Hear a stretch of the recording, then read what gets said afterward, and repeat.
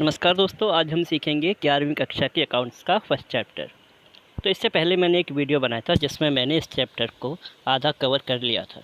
ठीक है, तो ये हमारी वीडियो हम पिछली वीडियो से आगे कंटिन्यू करने वाले हैं। ठीक है, तो इसमें हमारा जो आज का टॉपिक है वो है बुक कीपिंग। बुक कीपिंग क्या होती है? देखो, जब हम कोई बिज़नेस करते हैं तो वहाँ पर हमको बहुत सारी बुक्स लिख कर रखनी पड़ती हैं। बुक्स इतनी ज़्यादा होती हैं कि हमें उनके लिए एक अलग डिपार्टमेंट बनाना पड़ता है और उन बुक्स को अच्छे तरीके से मैनेज करना पड़ता है।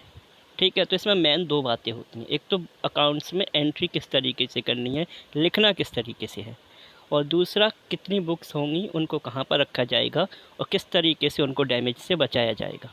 तो इन दोनों काम को या इस कंप्लीट प्रोसेस को ही बुक कीपिंग कहा जाता है। ठीक है, आई होप कि आपको समझ में आ गया होगा।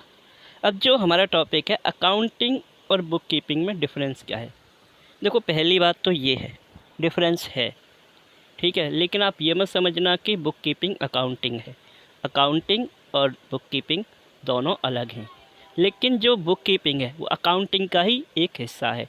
यानी जब हम अकाउंटिंग करते हैं तो उसमें पहला काम हमारा बुक कीपिंग होता है। ठीक है, तो आइए इसमें डिफ़रेंस करते हैं। तो इसमें जो हमारा सबसे पहला पॉइंट है बुक कीपिंग में, वो है it is the recording face of an accounting system.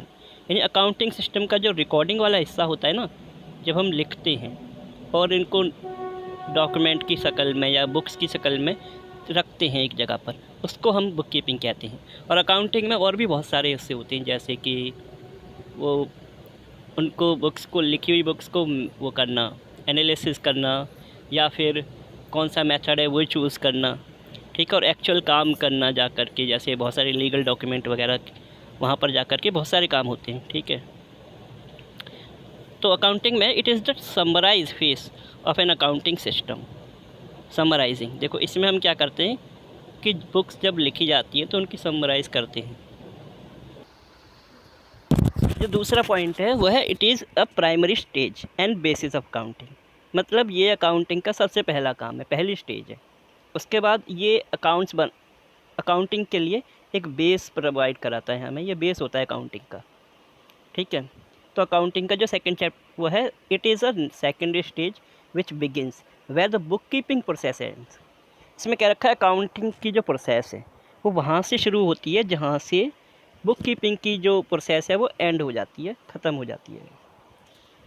Third point है it is routine in nature and doesn't require any special skills और नॉलेज। ये क्या रखा है कि ये रूटीन प्रोसेस है, इसका जो नेचर है वो रूटीन है, मतलब डेली बेसिस पर ये काम होता रहता है और इसके लिए किसी स्पेशल नॉलेज या कला की ज़रूरत नहीं होती, ख़ास टैलेंट की ज़रूरत नहीं होती इसके लिए। ठीक है, ये रेगुलर काम होता है, डेली चलता रहता है।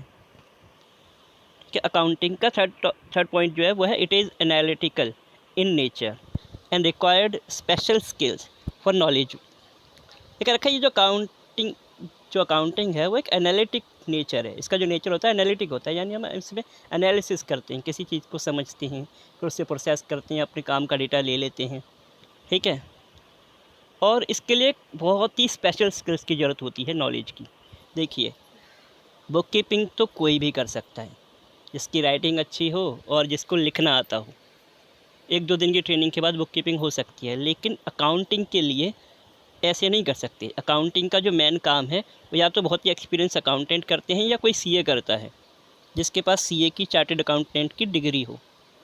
ठीक है, तो फोर्थ डिफरेंस जो है वो है it is done by junior staff called book keepers. ये जो बुक कीपिंग का काम है जूनियर स्टाफ के द्वारा किया जाता है और उनको हम क्या कहते हैं, बुक कीपर्स। ठीक है, और it is done by senior staff called accountants. और जो अकाउंटिंग का काम है वो सीनियर स्टाफ करता है, जिनको हम अकाउंटेंट कहते हैं। यानी बुक्स में जो लिखने की एंट्री होती है, बिल्स वगैरह बनाने की एंट्री होती है, वो उसके लिए किसी अकाउंटेंट को नहीं बुलाया जाता, उसके लिए जो उनके जूनियर स्टाफ होते हैं वो कर देते हैं। ठीक है, और जो अकाउंटिंग है वो सिर्फ अकाउंटेंट या सीए ही करते हैं। जो और फिफ्थ डिफरेंस है it does not give the complete picture of the financial conditions of the business unit. कहते हैं जो बुक कीपिंग है वो किसी भी बिजनेस की कंप्लीट फाइनेंशियल कंडीशन को नहीं दिखाता। ठीक है, और अकाउंटिंग है वो कंप्लीट फाइनेंशियल पोजीशन को दिखाता है। तो यही डिफरेंस थे इनके बीच में 5। अब अभी हम आगे बढ़ते हैं। हमारा जो टॉपिक है वो है qualitative characteristics of accounting information. मतलब अब हमको अकाउंटिंग इन्फॉर्मेशन की क्वालिटीज़ पता करनी है कि कैसी होनी चाहिए। ठीक है, अकाउंट्स बनाते समय हमें किन चीज़ों का ध्यान रखना चाहिए। देखो, एक तो ये रिलायबल होना चाहिए, रिलायबिलिटी। ठीक है, रिलायबल होना चाहिए। Reliability means the information must be based on facts and verified through source document bye anyone. It must be free from bias and errors. देखो, जो अकाउंट्स है वो एक तो फैक्ट के बेसिस पर होना चाहिए। ठीक है, और इसको प्रूफ करने के लिए कुछ डॉक्यूमेंट साथ में रखने चाहिए हमको। जैसे कि हमने परचेज़ की एंट्री करनी है परचेज़ बुक में, जो अकाउंट्स है वो किसी ने उसके साथ में सबूत लगाने हैं। जैसे कि अगर हमने परचेज़ की एंट्री की है तो उसके लिए हमें वाउचर्स, जो हमें वाउचर हैं या जो वहाँ से स्लिप मिली है, रसीद जो मिली है, वो उसके हमें एंट्री करनी चाहिए, साथ में उनको रखना चाहिए, जिससे वो एज अ प्रूफ हमारे पास रहेंगे। दूसरा, ये ब्यास नहीं होना चाहिए। ब्यास का मतलब होता है कि हमें किसी को फेवर करने के लिए झूठ नहीं लिखना चाहिए। ठीक है, हमें जो सच है वही लिखना चाहिए, और इसमें गलतियाँ नहीं होनी चाहिए, एरर्स। ठीक है, तो 3 चीज़ें होनी चाहिए। एक तो फैक्ट के बेस पर होना चाहिए, इसमें इसके लिए साथ में कोई डॉक्यूमेंट एज अ प्रूफ हमें साथ में लगाना चाहिए। दूसरा, ये किसी के बायस ना हो, और जो गलतियां हैं वो कम से कम होनी चाहिए, या हो ही नहीं तो ठीक है। अरे यार,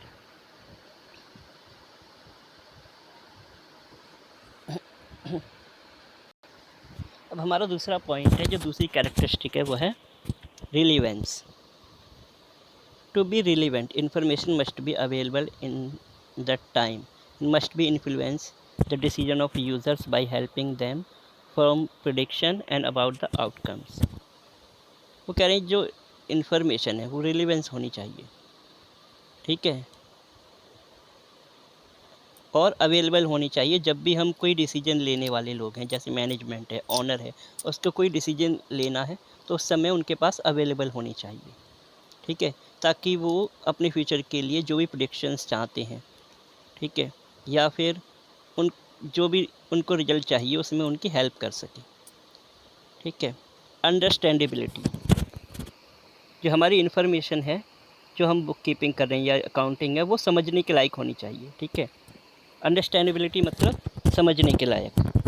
तो वो एक तरीके से हम उसको इस तरीके से लिखी जानी चाहिए कि हम उसको आराम से समझ सकें। फिर एक फोर्थ पॉइंट है कंपैरेबिलिटी।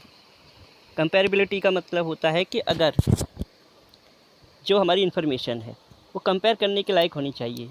The information should be disclose in such manner that it can be compare with the previous year figures of business self and other firms data. देखो, ये कह रखा है कि बिजनेस अकाउंटिंग में जो हम वो करते हैं इन्फॉर्मेशन है, उनमें इस तरीके से रखनी चाहिए या फिर लिखनी चाहिए, मेंटेन करना चाहिए कि हम उसको अपने पिछले साल की परफॉर्मेंस से कंपेयर कर पाएँ, या फिर जो अदर फर्म्स हैं और जो कंपनियां हैं उनकी परफॉर्मेंस के साथ हम कंपेयर कर सकें।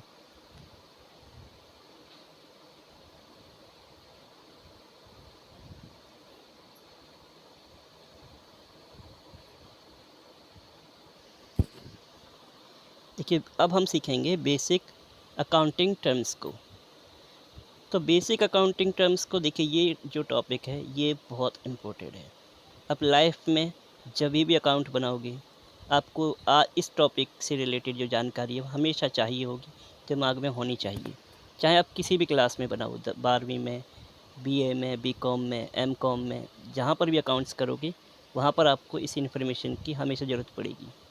तो ये जो टॉपिक है आप इसको अच्छे तरीके से समझेंगे। नहीं समझ में आता तो इसको 2-3 बार चला करके समझ लेना। तो जो सबसे पहला हमारा अकाउंटिंग आइटम है, जो टर्म्स है, वो है कैपिटल। कैपिटल क्या होती है थोड़ा बहुत तो आपको पता होगा, बाकी मैं बता देता हूँ कि जैसे जब भी कोई ऑनर या कोई इंसान, मैं जैसे मुझे कोई अपना बिज़नेस स्टार्ट करना है, तो जितना पैसा मैं अपने घर से अपनी जेब में से लगाऊंगा उसको हम कैपिटल कहते हैं। जैसे कोई इंसान था, उसको एक शॉप खोलनी थी, दुकान खोलनी थी, उसने क्या किया, 1 लाख रुपए का सामान अपनी जेब से भरवा दिया, तो उसको क्या बोलेंगे हम, कैपिटल। ठीक है, जितना भी पैसा हम बिजनेस में शुरुआत में खुद लगाते हैं, ठीक है, ये तो सोल प्रोप्राइटरशिप हो गई। जब पार्टनरशिप फर्म होती है, यानी जब 2 या 3 इंसान मिल कर के कोई बिजनेस चलाते हैं, तब जो दोनों तीनों इंसान मिल कर के जो भी पैसा लगाते हैं, वो उस बिजनेस की टोटल कैपिटल होती है। ठीक है, और कंपनी में क्या होता है कि कंपनी में जो ओनर जो होता है, जो उसका मेन मालिक होता है, जो कंपनी को स्टार्ट करता है, फाउंडर होता है, वो अपना पैसा लगाता है और बाकी मार्केट में सब लोगों को शेयर बिक करके उनसे पैसे लेता है। तो ये जो शेयर्स का पैसा होता है और जो मालिक का खुद का पैसा होता है, वो भी अपने शेयर ही खरीदता है अपनी कंपनी में खुद। तो ये जो टोटल शेयर का अमाउंट होता है शेयर्स का, इसी अमाउंट को कैपिटल कहते हैं कंपनी में। ठीक है, और सेकेंड है ड्राइंग्स। ड्राइंग्स क्या होती हैं? ड्राइंग्स देखो, जब कोई व्यक्ति बिजनेस चला रहा है अपना खुद का, ठीक है, तो उसको घर खर्चे के लिए पैसे तो चाहिए होंगे। अब वो भी कहाँ से करेगा, वो अपना सारा टाइम तो बिजनेस में दे रहा है, पैसे कहाँ से आएंगे उसके पास? तो वो पैसे अपने बिजनेस में से अपने पर्सनल खर्चे के लिए निकालेगा, और इसी चीज़ को हम ड्राइंग्स कहते हैं। जितने पैसे वो अपने पर्सनल यूज़ के लिए निकालता है, उसको ड्राइंग्स कहते हैं, और उसको कैपिटल में से हमेशा कम कर दिया जाता है। ठीक है, और ये 2 फॉर्म में हो सकता है, या तो वो कैश के रूप में निकाल सकता है, या जो सामान वो बनाता है वैसे। मान लो कि एक व्यक्ति है, वो जूते की फैक्ट्री बनाता है, फैक्ट्री में जूते बनाता है, ठीक है, और वहाँ पर से या तो वो पैसे निकाल सकता है कैश अकाउंट में से और अपने लिए इस्तेमाल कर सकता है, या फिर जब उसके जूते ख़राब हो जाएंगे तो अपनी फैक्ट्री में से अपने लिए जूते ले सकता है। लेकिन उस एक जोड़ी जूते को भी अगर हमने नहीं लिखा तो अकाउंट्स में गड़बड़ हो जाती है। तो हम क्या करेंगे, उसको एज अ ड्राइंग्स लिख देंगे कि इतने पैसे का माल एज अ ड्राइंग्स चला गया है। ठीक है, तो हिसाब तो उसका रहेगा ही। फिर लाइबिलिटीज़। लाइबिलिटीज़ क्या होती हैं? देखो, जब हम बिज़नेस करते हैं तो हम जब कहीं से उधार ले लेते हैं और वो उधार हमको चुकाना है, तो उसको हम बोलेंगे लाइबिलिटी। ठीक है, और लाइबिलिटीज़ होती हैं 2 तरह की, एक करंट लाइबिलिटीज़ और एक नॉन करंट लाइबिलिटीज़।